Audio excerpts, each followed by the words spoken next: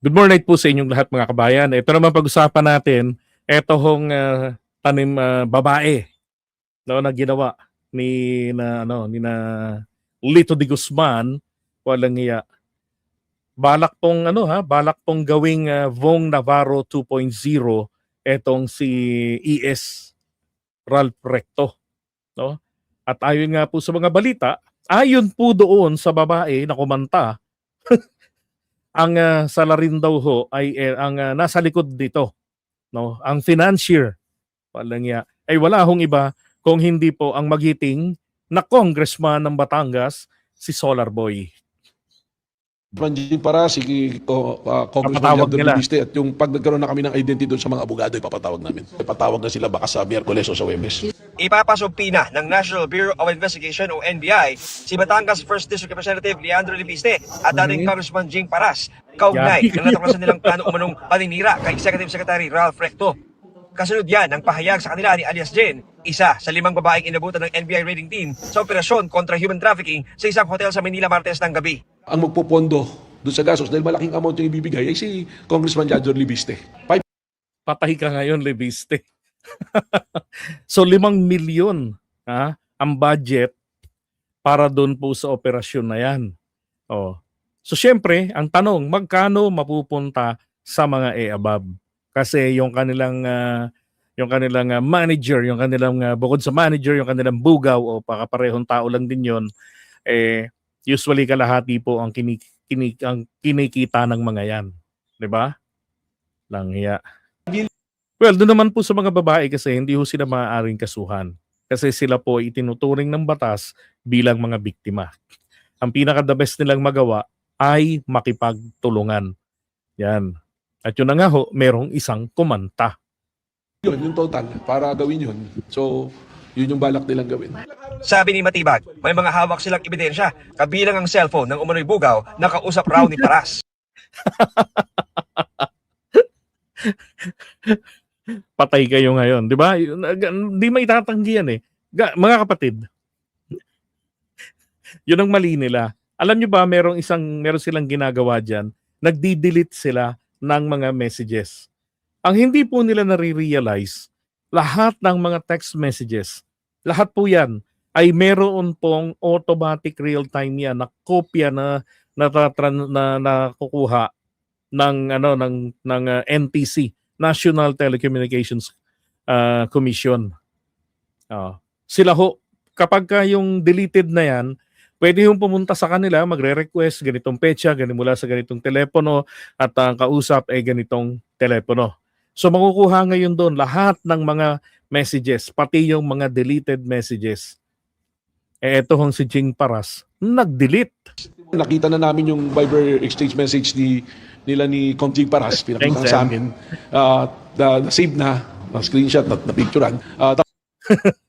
Na-save, na-screenshot, diba? Na-picturean, yari. Tapos eventually, nung chinek ulit, nagbura na ng messenger si Conjing Paras.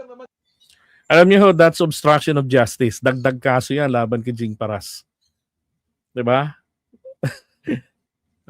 Because he defaced the evidence. Binura niya. Ayon kay Director Matibag, sa kanilang tingin, may iba pang mas malalim na pakay ang naturang plano. Ang operation talaga, human trafficking, lumabas, may mas malalim na political na siguro may ugnay na namin to sa destabilization. Kung lumalabas sa pag-alam, hindi lang si ES ang target dito, parang it's one of the many. Plano nila, gustong gamitin tong grupo na to para... So paano yon? Gustong gamitin yung grupo na to. So ito pong grupo na to ng mga kababaihan, no, ang plano ho kasi nilang gawin doon ay kumbaga merong isang magreregalo ng babae ito kay Ralph Recto. Tapos ang kalakaran diyan ganito eh. Ang inang yan, may alam na naman akong ganyang. So yung mga matagal lang nanonood dito sa atin, nakwento ko na ho sa inyo ng mga panahong year 2000, 2001, ganyan. Tawag dyan, bilang isang self-supporting student ako noon, nag-aaral ako ng political science sa UE. So yung company namin ay involved sa biding-bidingan. Then company ng mga kliyente namin, Supreme Court, DOJ, NBI, yung mga yan. Hindi lang yan, marami pang iba. So diyan po sa mga ahensya ng gobyerno na yan, talamak ang kalokohan, PPA, Philippine Ports Authority, yan. Pero it was a long time ago. Ah, ang sistema po diyan para umusad yung proyekto na gusto naming makuha sa isang tinatawag pong bidding-biddingan or negotiated bidding, kasi kailangan i-inject dito yung presyong kikikbakin at yung kikitain ng company. 'Di ba? So reregaluhan ni boss either ng mga alak, prutas, pag manyakis, babae. So kumukuha po kami noon sa Pegasus, sa Quezon Hub. Nadali namin 3 babae. At the time, ang presyuhan lang ng mga yon 20,000, 25,000, 30,000, ganyan. So, meron po kaming dinadalhan noon na isang taga DOJ na mahilig sa babae. Dati. Undersecretary siya noon. Minsan, 3 pa yung tinitira niya, kinukuha. Kaya yung boss ko, praning na praning kasi pag kinuha niya lahat yon, ang laki ng babayaran niya. No? Kasi yung hindi po mapipili nung taong yon ay bibigyan po niya ito ng mga 5,000 na kumbaga damage fee. Ganon, abala. So, ganon yung kalakaran. So, etong Manyakekoy na politiko, pupunta sa Manila Hotel. Sagot din ni boss yun. Ngayon, etong babae, pupunta ngayon sa kanya. No? Magpapopoyan sila. And there was an incident na naalala ko noon. Itong babae ay, kasi nagreklamo, pumasok doon sa isang kwarto. No? Ang kwarto yata nalito siya doon sa numero. Ang napasok niya po ay kwarto ng isang Chinese na Manyakekoy. Pagpasok niya doon, meron na itong 3 babae na kajerjer niya at that time. No, siya ngayon pumasok. Dahil nakilala siya na primera klase, maganda, kutis porcelana, pang Pegasus talaga. So etong Chinese, nilapa ngayon itong babae. No, nag-enjoy, nakailang rounds daw sa kanya yun. Parang tipong siya na lang yung tinira. Eto ngayon. Etong dapat na lalaking pupuntahan niya na naghintay doon, tumatawag sa boss namin. Hinahanap yung babae. Ang ending, wala kaming nakuhang project. Nagalit siya. Tapos, yung babae ay naniningil ng bayad. Ayaw bayaran ng boss ko. Kasi hindi siya sumipot. Kwento niya yung nangyari. Grabe. So, ganun ho yung kalakaran dyan. So, ganun yung plano nilang gawin kay Ralph Recto. Magkakaroon ng hidden camera na merong para magkaroon ng scandal, no? SEX scandal, i-upload yan sa SOCMED, sa mga P-sites.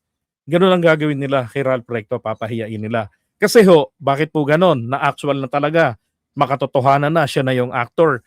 Pumalpak po sila noon kay Leila de Lima. Nalala nyo? 'Di ba? Si Leila de Lima, ginawa nila ng ganyan, palpak. Halatang edited. Ang ginawa, KBBM. 'Di ba? Yung baklitang si Dean Chase ng yung kalbong bading na nasa California, ganun din ang ginawa. Na madilim daw yung kwarto, talagang grabe daw yung enhancement na ginawa nila para lumitaw yung image doon ni BBM na itsurang AI na naman. So palpak na naman sila. So this time, ang trabaho is real person na. So mautak po itong si Ralph Recto. Ang ginawa ho nito ni Ralph Recto, hindi niya ho ito sinolo lamang. So pinarating niya ngayon doon sa NBI at nagkaroon nga po ng setup. Entrapment na nangyari. At doon ay nahuli po nila si Lito de Guzman na kilala pong talent manager. At usually yung mga talent managers na yan, sila rin naman po yung mga bugaw-bugaw. Di ba? Now, I still remember way back mid-90s when I was a student, nauso po yung mga sinasabi na 'di ba merong Japa Yuki. So meron ng Brunei Yuki, 'di ba? Tapos noon merong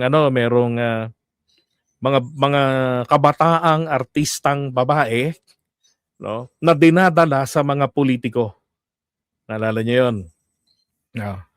Na yung isa nga po doon ay nag-blind item pa na natuloy na pagbayad siya ng 2 milyon.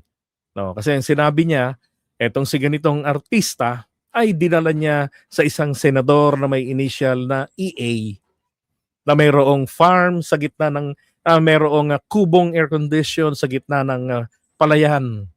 At doon ginagawa niya itong Sogo. Ang wala pong tinatumbok na senador doon na may EA ay si Edgardo Angara. Ginawa ni Angara dahil yun ay escort service, tama. Thank you, Sam. Ang ginawa ni Angara, kinasuhan po yung intrigadorang columnist ng Chismosa na yon. Nagbayad ng malaking halaga yon. Nagkakamali. Hindi lang 2 million yun.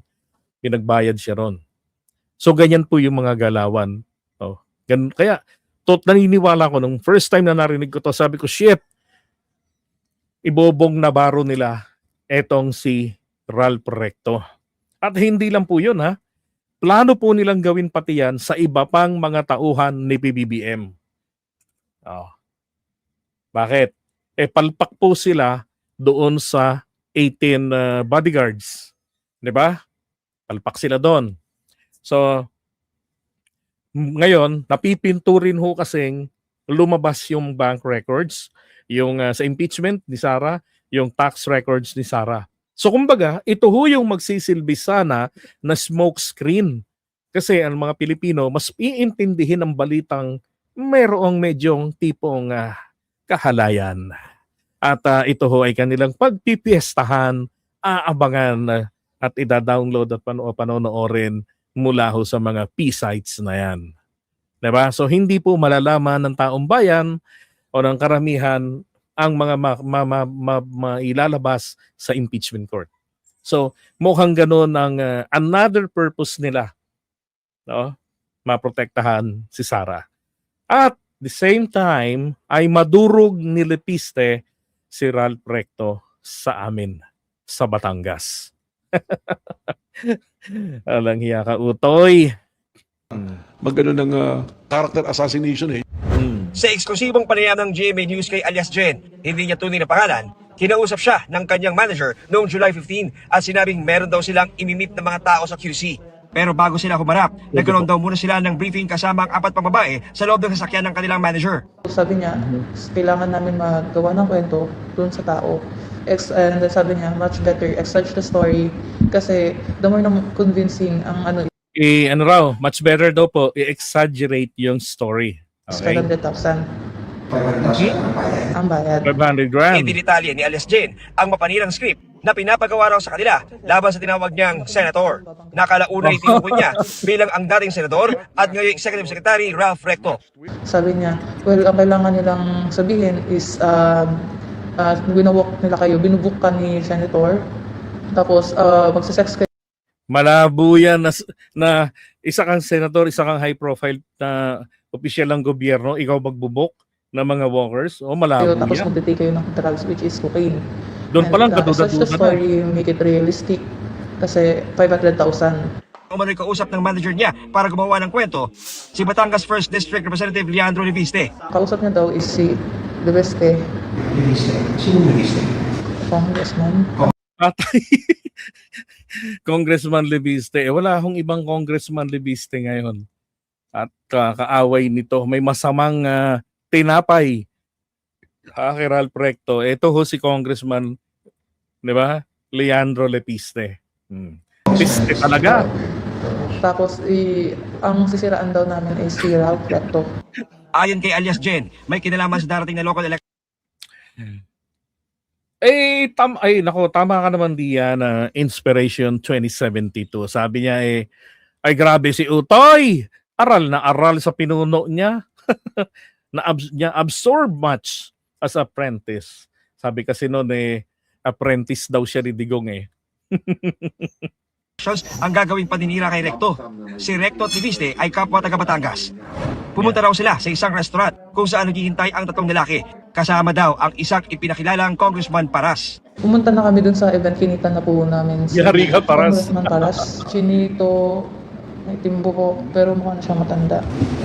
Yes sir, siya po. Mukha na siyang matanda. 100%. Yan. Nung upuan ko sir, tapos nung upuan niya, halos magkatapat lang.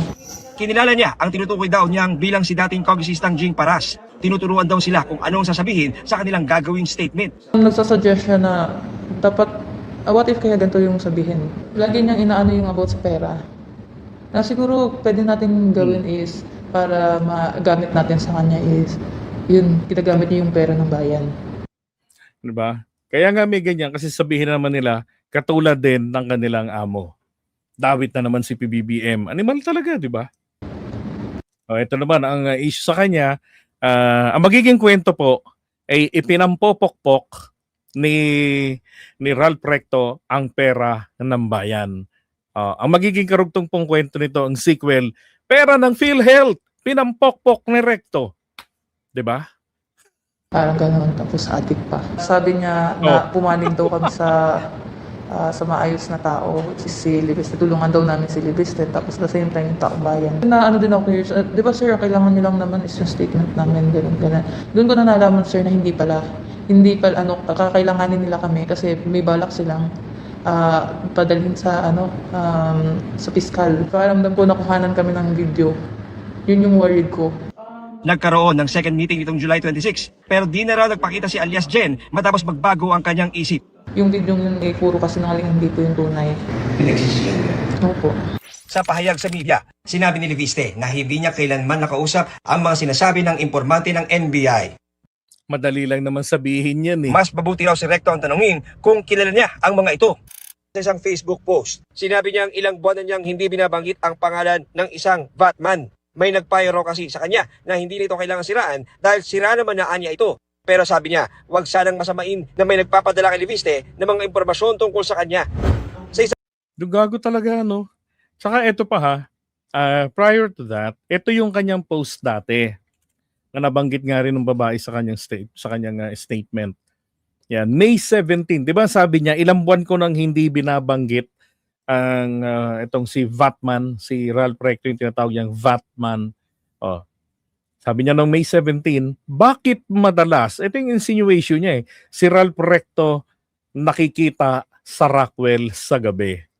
Ipadala ang inyong impormasyon sa Leandro Leviste at proton.me. Nax.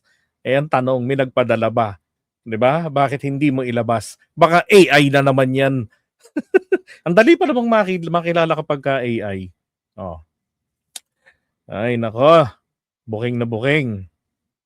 May news ng isa pang tinukoy ni alias Jen na si dating Congressman Jing Paras. Sinabing hindi totoo ang mga binibintang na aligasyon at sasagutin daw nila ang mga ito sa tamang panahon.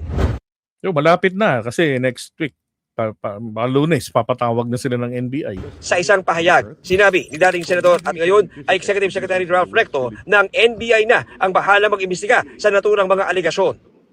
John Consulta. Okay, thank you John Consulta at sa GMA. Diba? So ang tanong ngayon mga kabayan, ay bago yan. Bago po yung tanong na ano ang parusa, ano ang kahihinatnan nila. May meron akong isi-share sa inyong video ni Cap Nino Barsaga noong panahon namin bilang mga DDS. Siya bilang nagdi-deliver ng mga plok-plok sa Malacanang. Ni Banatbay na tinawag daw si dating Pangulong Duterte na Mangkanor. Nakailang babae ba ako nagdala sa Malacanang? Aray Hindi ko. ko mabilang. Pero hindi ko na itutuloy yun kung saan para yung mga babaeng nadala ko dati dyan sa palasyo ng Malacanang nung panahon ni dating Pangulong Duterte. Hindi ko na irerekta kung sino yung binalhan ko, sino yung kausap doon at ano ang dati nilitan niya ko to bawal ang hikaw pag Aba, baka magasgasan ng makinis na kutis. sa Malacanang, bawal ang hikaw na may hikaw ang babae. Bawal may singsing, bawal may kwintas ang mga babae na i-deliver ko dyan sa Malacanang At lalong bawal ang babae na may dalang suklay, bawal ang babaeng may dalang bag, maliit, malaki, bawal. Bawal yun. Buti dinamitan nyo pa eh. Hindi ko nalang i-mention kung saan ko para kanino yung mga babae Mhm. at kanino ko kinuha ang mga babae. Ang presyo ng isang babae tumataginting na 120,000. Grabe, no? Nung panahon ko nung year 2001, 2000, ang kuha lang namin ni boss sa Pegasus, nasa ano lang, nasa 20-30 lang. Ang rejection fee, 5K. Oh. At the time, ang presyo ni Rosana Roses ay 1 million. Grabe. Per ulo Pero- yun. Per ulo yun, isang babae.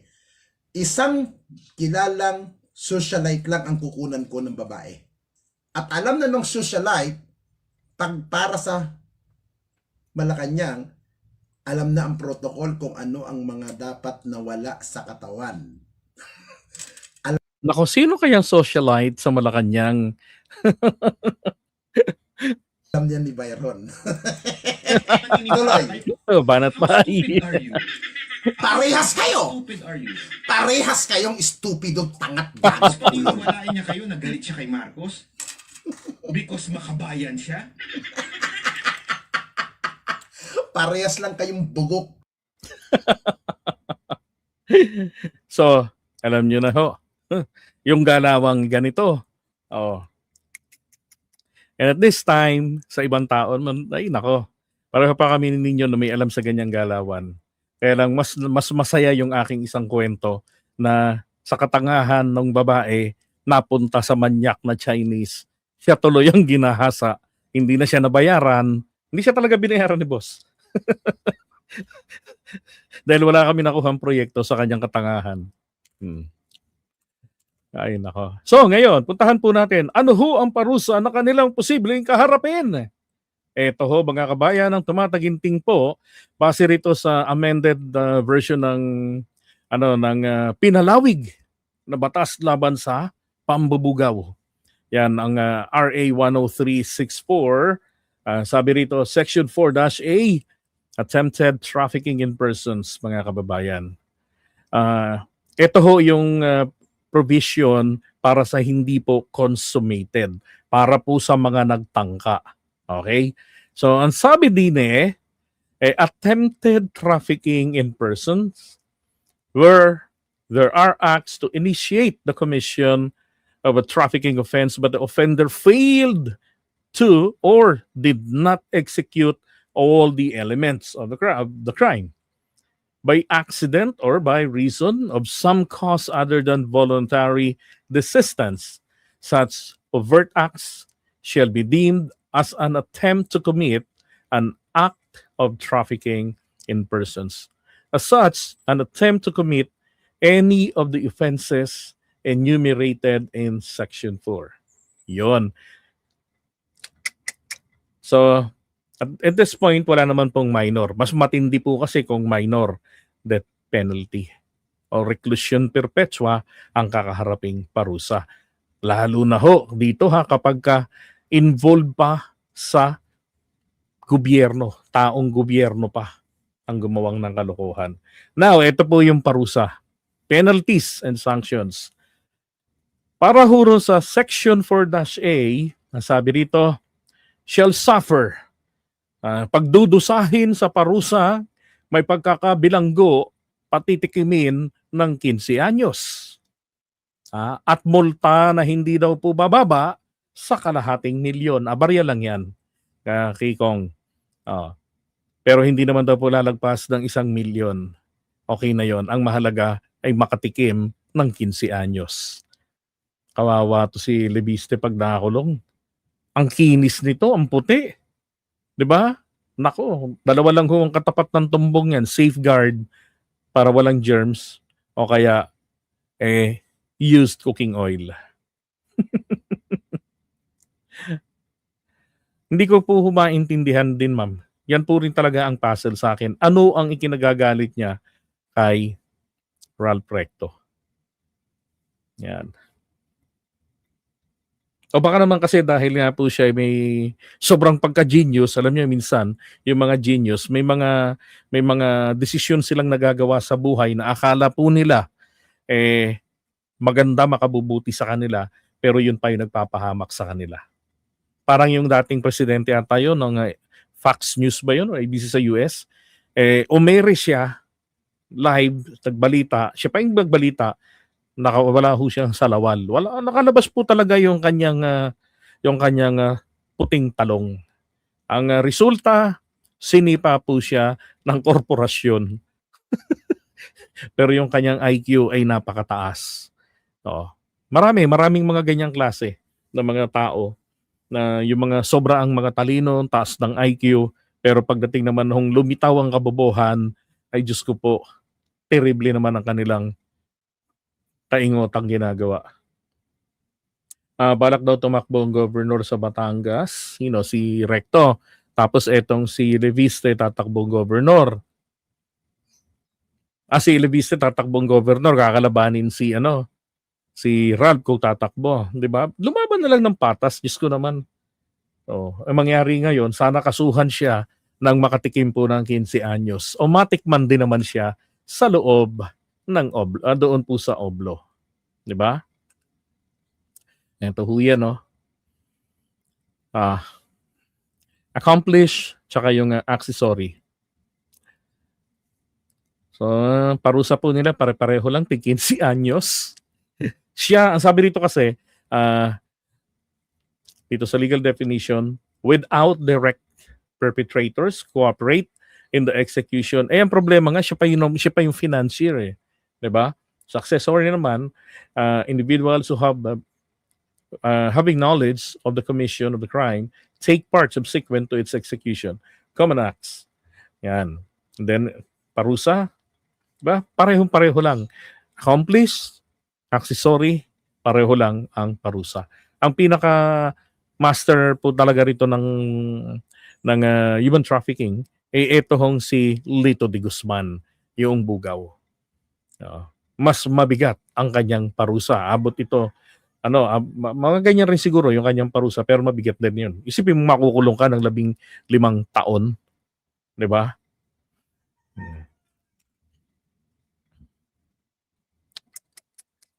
Ay nako, Congressman Leviste, pinagagawa mo sa buhay mo. Pagka-governor kasi hawak mong lahat ng distrito. Whole Congress ay isang district lang. And whole congressman ay isang district. Ang Batangas alam ko 4 ang distrito ng Batangas. Nung binuking siya ni E.S. Recto, lalong nagalit si Reviste, sabi ni E.S. Recto, gustong kamkamin yung mga lupa sa Batangas para sa negosyo niya. Uy, okay, yung kanya mga solar panels, okay. Diba? Di tama lang. Alam niyo yung sinasabi nga po ni Alan Cayetano na dumating na raw po ang panahon na kapag kakaaway nila ng administrasyon ay ipakukulong nila, kakasuhan nila. Alam niyo, ang totoo, hindi naman po dumating po tayo sa puntong ganun eh. Ito po kasi ang hiningi ng taong bayan. 'Di ba? Paniwala ho kasi ng marami nung panahon ni Tatay Digong ay mayroon pong rule of law. 'Di ba? Na tipong yung nabaril, ginawang addict, ang kanyang death certificate, pneumonia, pero butas ang ulo. 'Di ba? So hiningi po ang rule of law. Ibinibigay po ng Pangulo natin ang rule of law. Ang problema kasi, silang mga kumakalaban sa kanya ang mga violators. 'Di ba? And then from the words of great Senator Lacson, ang sabi niya, siguraduhin mo lamang na kung aatake ka, wala ring mababato sa'yo, walang masisilip sa'yo. 'Di ba? Referring to Cayetano. So rito ngayon, ibang klase. Hindi po sinilipan ng butas etong si Lipiste. Ikinanta etong si Lipiste. Meron bang personal knowledge yung babae? Meron. Ngayon ang problema rito, ikakanta ba siya? Ilulusot ba siya ni Jing Paras? 'Di ba? Mas mabigat kasi 'yon. Lalo na ho kapag yung Lito de Guzman, wala ho itong ibang choice kung hindi po talagang kumanta. yung Bugaw. Kasi siya yung personal na nakikipag-usap. Kung personal knowledge lang talaga, yung Lito de Guzman. Offeran mo lang yan ng kalayaan eh. Plus boylet. Kakanta at kakanta na yan. Di ba? No. Nako.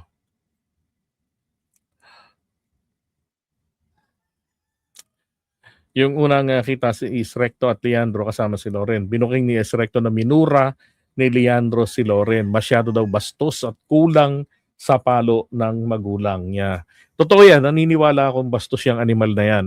Noong 2022, hindi ba't kasama yan si Loren Legarda, Jinggoy Estrada sa lineup ng Uniteam. Bagamat si Loren ay guest candidate lang, dahil independent naman talaga yan.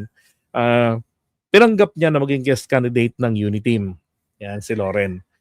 Ngayon, ito hong anak niya at wala pong iba kung hindi yan si Leandro Lepiste ang nagsabi, naglabas ng kanyang post ng opposition niya sa desisyon ng nanay niya na tanggapin ang invitation ng Uniteam na maging guest candidate. Ayaw niya na makasali ang nanay niya ron. At ang sabi niya nga ay, beginning today, you have lost forever a son. Hanip no? Itinakwil ang kanyang sariling ina. Oh. Ay, iwanan nga po muna natin ito si Lepiste. Ito pa nga sabi rito, if any of liability, yan, principal, accomplice, or accessory, is tied to specialized entities, ahensya ng gobyerno, ganyan. The law mandates automatic supplementary penalties. Public officials may face automatic administrative dismissal from government service and perpetual absolute disqualification from ever holding public office again. Yan po ang isa sa parusang aabuti ni Lepiste bukod sa makakatikim siya ng 15 anyos at matitikman din siya sa loob ng 15 anyos. Yeah. Kasi Duterte ng 2022, ayaw niya sa Uniteam, 'di ba? Kahit nandun si Sara. Si Lepiste naman, ayaw niya rin po sa Uniteam. Ayaw niya sa Uniteam because of Marcos. Yun. Si Loren Legarda at saka si Jinggoy Estrada, yan po yung dalawang miyembro ng Uniteam na ino-oppose ko kahit na ako po ay Uniteam supporter na vlogger. Kaya pag nagkakali survey kami nun, tuwan-tuwa ako pagka hindi sila pumapasok eh. Kaya kalauna mapasok talaga eh. At, nako, mukha pong kinakarma ito sapagkat tinatrabaho po sila ngayon ni Boying. Sabi rito ni Aileen Castro, isang kilalang Marcos loyalist, sabi niya, nanood ako ng press ko ni Ombudsman Remulla, ayon sa kanya, ginamit daw ni Loren Legarda ang posisyon niya para makakuha ng prangkisa para sa anak niya. For preliminary investigation na daw. Plunder and graft. For ghost electricity, yari ka Lepiste. Diba? Kung nagkataon ang mag-ina ay makakasuhan ng plunder and graft, kasama din si ex-Energy Secretary Cusi, si Alfonso Cusi. Matagal na daw silang nag-conduct ng fact-finding since January pa. Uy, nako. Sinusolid ang ebidensya laban sa mag-inang ito. Kaya naman po, pareho silang nakasuporta sa destabilization efforts. Hindi ba? Kasi kapag napatalsik, which is that's the only way, maaabsuelto sila. Bababasura na yung mga kasong yan na hindi naaabot ng korte. No? Kailangang mapabagsak. Ang kaso, ang problema nila, hindi po bumabagsak. Ang gusto nilang pabagsakin. Ay, nako.